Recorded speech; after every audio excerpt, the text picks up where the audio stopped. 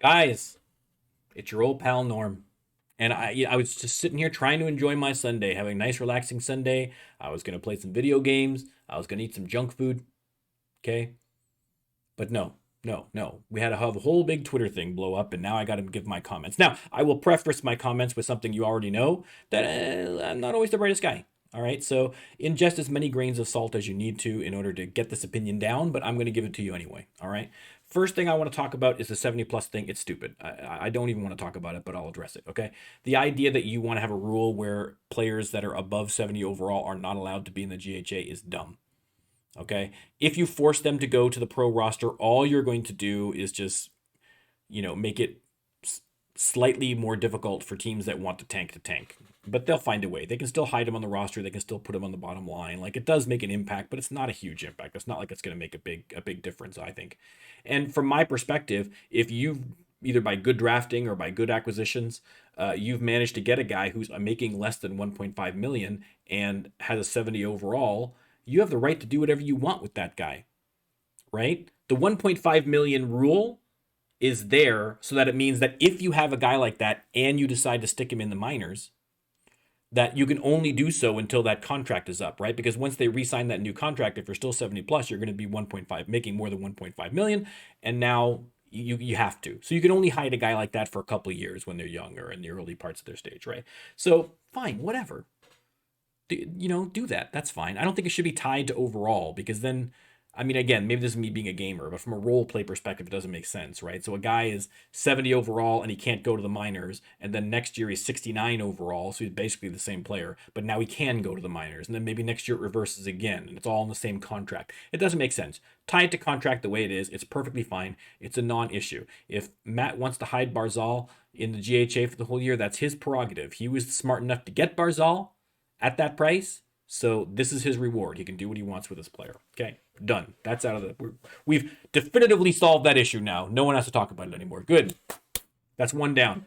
Let's get to the meat and potatoes of all this, okay? Which is the whole system, okay, that we have now and how it's impacting tanking and how people think it's going to impact the league going forward.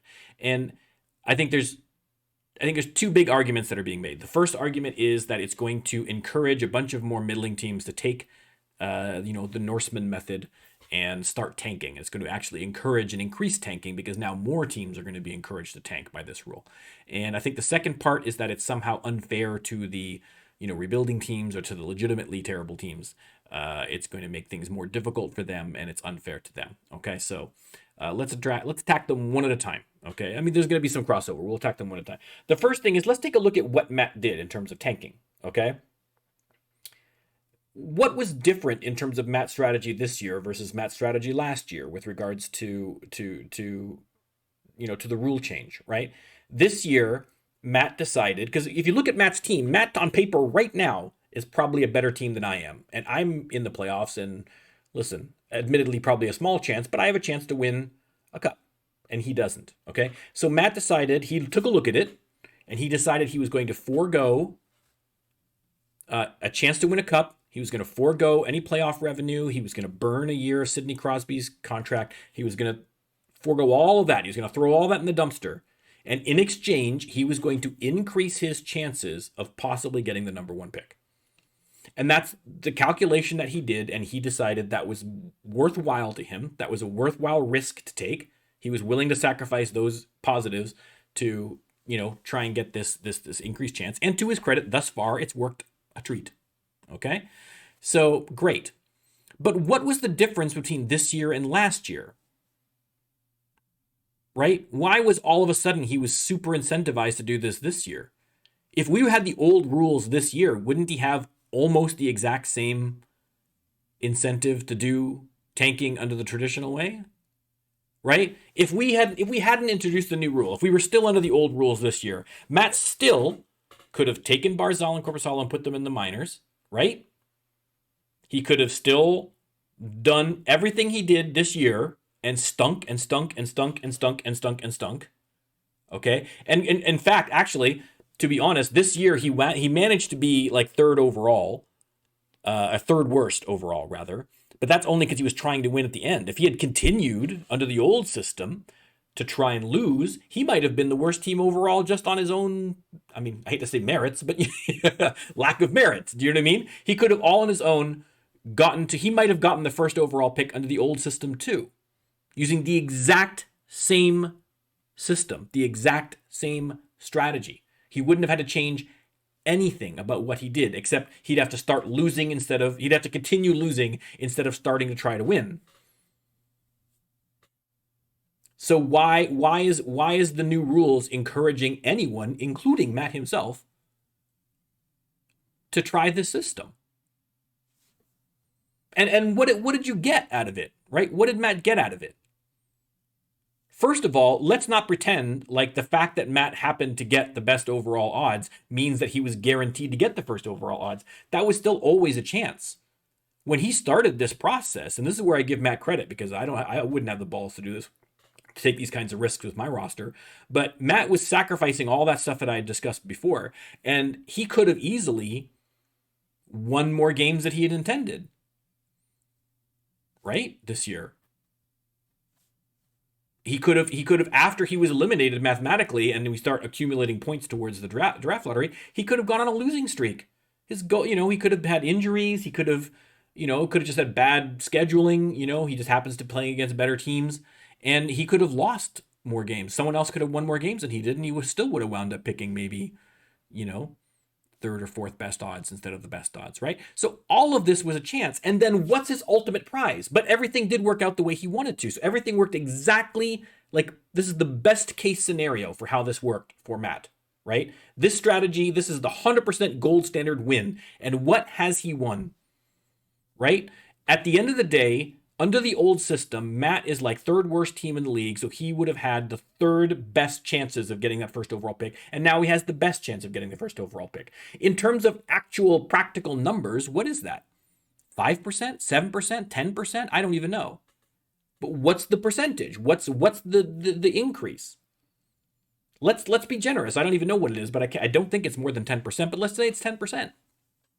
So for a 10% increased chance of getting the first overall pick, Matt sacrificed all the rest of that stuff. Now, he did the math on that, and he viewed that as being worthwhile. Great, fine, that's fine, whatever. I mean, listen, it's been working a treat so far, so, who am I to say about it?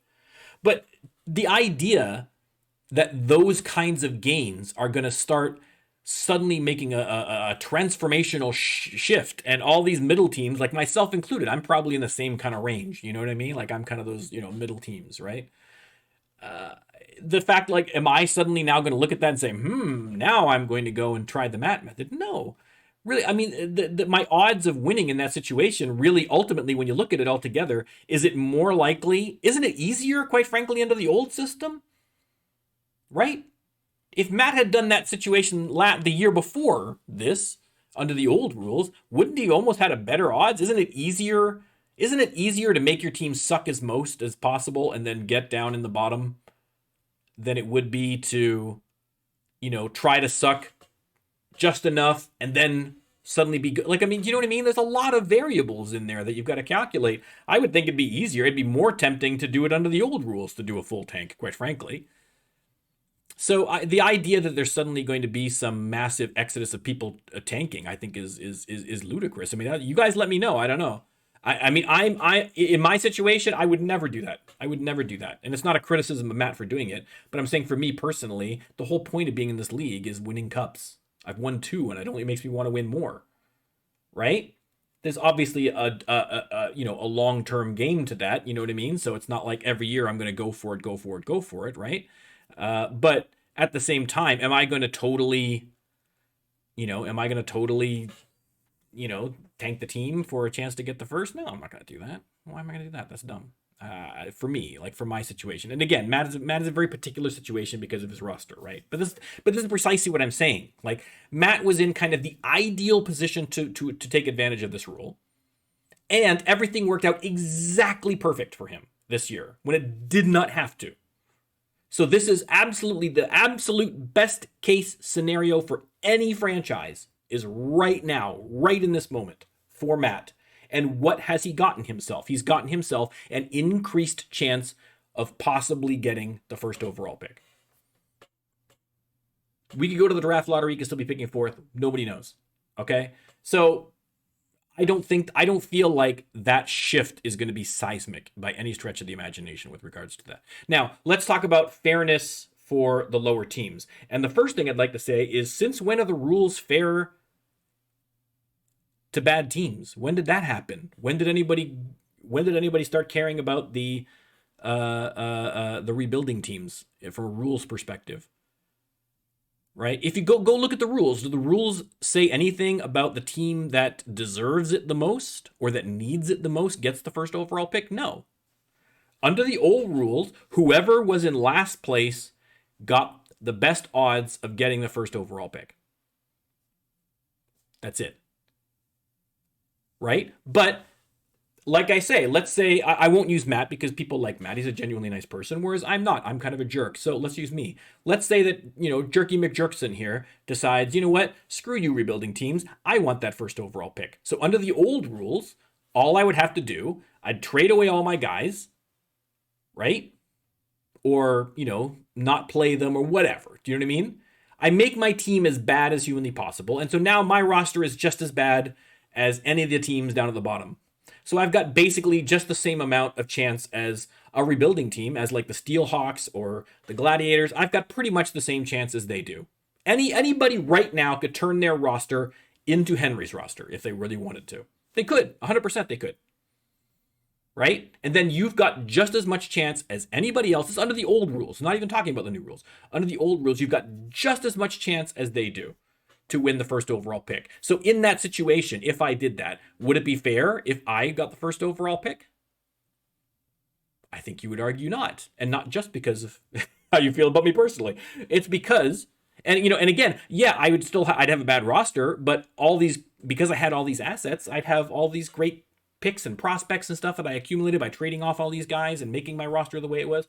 Great. Is that fair?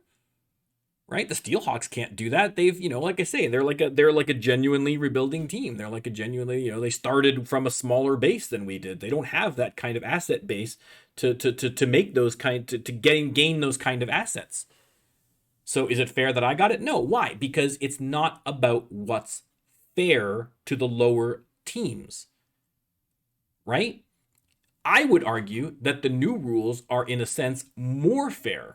Now, I know people are going to point out, oh, look at Henry, he was last overall and now he's like 7th best odds or whatever, blah, blah, blah, blah. I get it. I get that argument. I'll address that. But at the same time, under the old rules, if you were a rebuilding team, how do you get the best overall pick? The exact same strategy as everybody else in the league. Make your team as terrible as possible. So now you've got 7-8 teams that are trying to be as terrible as possible, lose as many games as possible, and then it's a coin flip because they're all basically just as terrible as the others, right?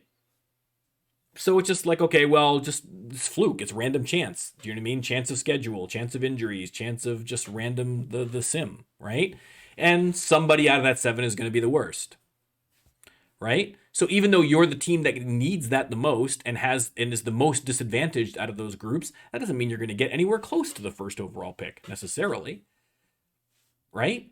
And there's no way for you to change that. There's no other strategy for you. That's the only way that you can get that first pick. That's the only way that you can maybe improve your team, really, is by doing that for a couple of years until you've got a little base of decent prospects, and then you kind of build from there, right? Under the new system, now, if you're a team like the Steelhawks, maybe when it comes to free agency time, where normally you would avoid getting anybody decent at free agency for the love of God, no, because it's only going to make it harder for you to get that first overall pick. Now it's like, you know what? Now I can pick up some decent players to make my team half decent, so that then when it comes time to that end of the year rush where you're trying to get the draft lottery odds, now I'm in the fight. Now I've got something I can do, right? You've got something for these teams to strategize about, right? You can start now the trade deadline and the free agency. These are meaningful. The waiver draft. These are meaningful events for teams that are in a rebuilding mode or that are at the bottom of the roster. Right? There's something they can do actively to try and do that. And it means that at the end of the year, all the teams are trying to win. Right? What happens under the old rules every year? Every year, the teams at the top Who knows what the order of the top, if you're a playoff bubble, what's more relevant to whether or not you're going to make the playoffs if you're on the bubble under the old system? Who have you got in the schedule? Have you got guys that are trying their hardest to tank and lose? Then you're going to increase your chance of getting into the playoffs. Is it because you're a better team than the other playoff team that had maybe a different schedule if they were playing playoff bound? No. Now, at the very least, everybody, for the most part, is going to be trying to win. So it makes all the games interesting. There's no garbage time for the most part. Right? It makes it more interesting. It makes it more exciting. And it gives teams that are in that lower echelon, I guess, a way to try to get out of it. You know what I mean? There's a way that they can try and get that system, as opposed to just crossing their fingers that they suck more than the other 7 teams that suck. Now it's like, okay, who's going to make the smartest moves? Who's going to be the shrewdest GM? Who's going to game this system? Who's going to try and get this working? Who's going to manage their rosters? Right now, instead of just leaving it to coin flips, now we're actually going to see what are the GMs worth, right? How well are you going to do? So I think that's 10 times better. Now, you're going to say right off the bat again, going back to Henry. Okay, Henry is a great example because Henry finished last, and now he's like 7th from the last. Okay, so that's obviously a very big, significant difference for the Gladiators. But I'll point out that we've known this roster is coming. Do you know what I mean? We've known this rule change is coming. It's not like we just suddenly sprung this on people. Right? Now, it's new, so it's not like you can totally revamp your entire roster. But if you've done nothing to kind of pull out of the skid, then whatever, man. You're going to get what you're going to get. What are you going to do? There's going to be an adjustment period because you can't just change your roster on a dime to adapt to a new rule.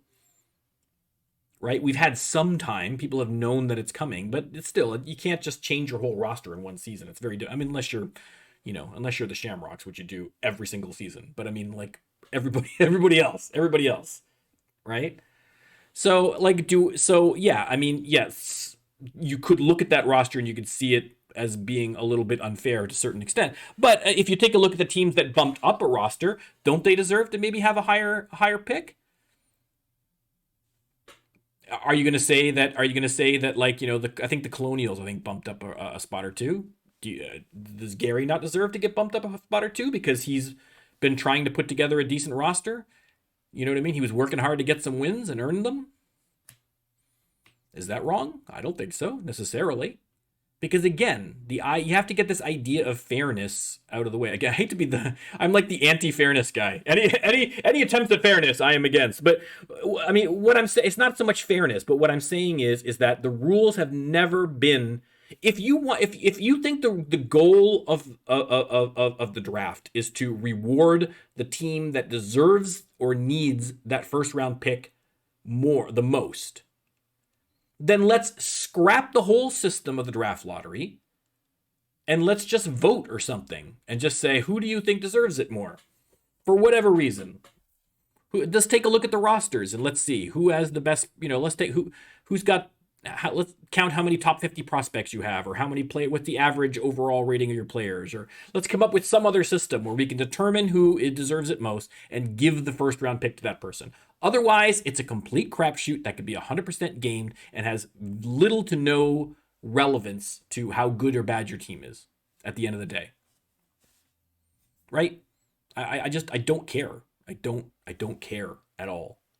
Like, this system is going to make it so that people are trying to win games. They're trying to sign free agents where they wouldn't. They're trying to make trades where they wouldn't normally.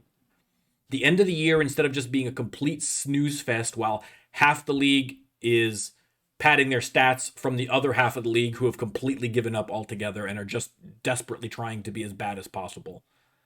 Like, what's the point? Like, at the end of the day, like, this league has to be fun. So if we're doing something that's going to make it more fun, then am I going to cry about the fact that somebody lost a couple of draft spots where normally under the old rules they'd have a higher draft spot? Boo-hoo. Who cares? There's new rules. The new rules are better. Do the new rules. And the idea, and again, I'll go back to it, the idea that this is going to cause some kind of seismic shift in the league where all of a sudden now it's going to be terrible because everyone's going to try and, access the loophole there's no loophole. There's no significant difference between last year and this year in terms of tanking. Everyone's thinking that tanking has fundamentally changed for everybody, and it hasn't. It hasn't. The only difference is that now you have to try. Now, instead of everybody racing to the bottom, now you have to at least try and have a modicum of strategy. You have to have something going on with your rosters. Instead of everybody just doing the exact same strategy that's boring and hurtful to the league, now people have to mix it up and they have to try in different things. Why is this a bad thing? I can't understand it. Why am I supposed to care about any of this? Like why? What? Like the fact that like I'm supposed to be out here shedding tears, because Henry or Chris dropped a couple of spots in the lottery odds. Okay, you know what the rules are. Next year, go get some guys. Go get some guys. And I'm supposed to be out here shedding a tear because maybe there's going to be some middling team that decides that they're gonna just tank it next year, to try and recreate Matt's success. Okay, knock yourself out. I don't care. Go ahead. Why do I care? Why do I care about that? I don't think it's going to happen. And why do I care about that? Someone explain that to me. Anyway, that's all. Goodbye, guys. Thank you.